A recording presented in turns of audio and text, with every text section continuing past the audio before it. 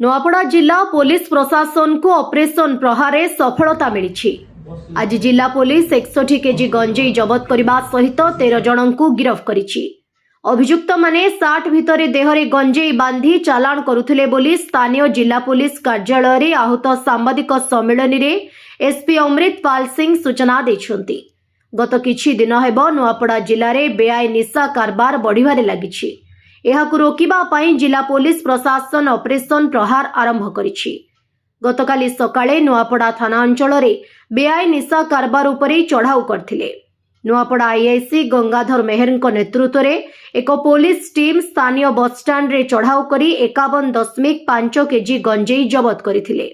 सेठारु कोमना थाना बिलेंजोर गाँव दुर्जन तांडी बयस 40, मध्य प्रदेश राज्य विद्यासा जिला गंजबसुदा गाँव राजू सेन बयस 19, शुभम शुक्ला बयस 20, विदिशा गाँव सपना कुचबदिया बयस 30, सरोज कुचबसिया बयस 60, भोपाल जिला गेजीबान बंगला थाना नरियालखेड़ा गाँव ऋतिक मिस्कर बयस 23, नगर निगम कॉलोनी अनिताबाई कुचबदिया कर थानार हरिहरिजन बयस 45, तलिया गाँव राखी कुचबसिया बयस 40, भोपाल शहर तिलक कुचबसिया बयस 40, मार्केटर कविता कुचबदिया बयस 40, कोठवाली थाना सेहरे गाँव सीताबाई कुचबदिया बयस 40 को गिरफ्त करथिले।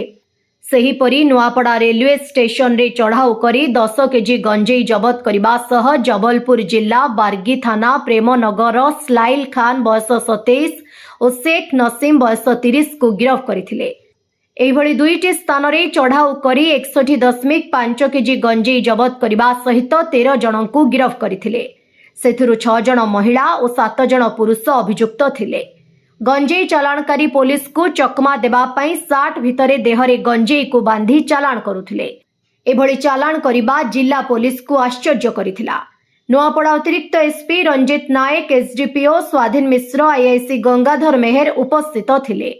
डीजी सरंग निर्देश पूरे ओडिशा रे 1 तारीख रू ऑपरेशन प्रहार चली से अभियान रे एनडीपीएस इंक्लूडिंग गांजा, कोरेक्स और टोबैको प्रोडक्ट्स अगेंस्ट इन्फोर्समेंट चली से अनुसार कल हमें बहुत बड़ा गांजा डिटेक्शन करी कल Nuapada PS led by the team of IIC and Nuapada SDPO case number 2215 रे हमें 51.5 kg गांजा सीज करू 11 persons including 6 women they were arrested with conscious and exclusive possession of ganja. Etah case रा गोटे इनोवेटिव मोडस ऑपरेंडी थिला। किछि गांजा से माने हमर अपन बॉडी जो अछि बॉडी रे रैप करिके नउथिले और किछि गांजा कैरी बैग्स रे भीतर थिला। तो एटा मु भाभी के नुआपड़ा रे फर्स्ट टाइम या one of the first time MP innovative modus operandi थिला। तो they wanted to take the ganja from Komna area towards to other state. Most of the prior जो 10 persons अच्छी they are belonging to MP. Concealment पाई से माने family हिसाब रे including छोटा छुआ women से भी थिले और forward and backward linkages are being established in the case. We are also conducting financial investigation in the case और हमारा तदंत चली थी। तो उसमें जो आगे आएगा वो we will inform you and also मु जणाइबा को चाहूँ कि ऑपरेशन प्रहार भितर from 1st of this month हमें 5टा केस रजिस्टर करूँ एनडीपीएस केस रजिस्टर करूँ पाखापाखी 66 kg ganja has been seized, 50 number of injection pentazocine lactate have been seized, 16% have been arrested and forwarded.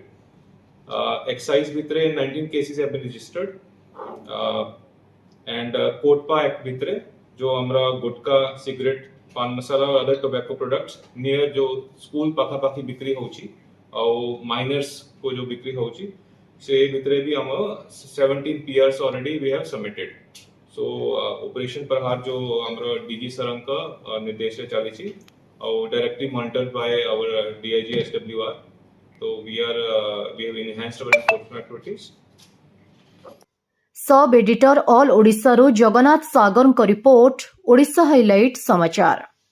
खबर दुनिया रे जोड़ी हेबा पाई सब्सक्राइब करंतु ओडिशा हाइलाइट समाचार को आउ दबे दियंतु बेल आइकन को सर्वप्रथमे खबर पाइबा पाई।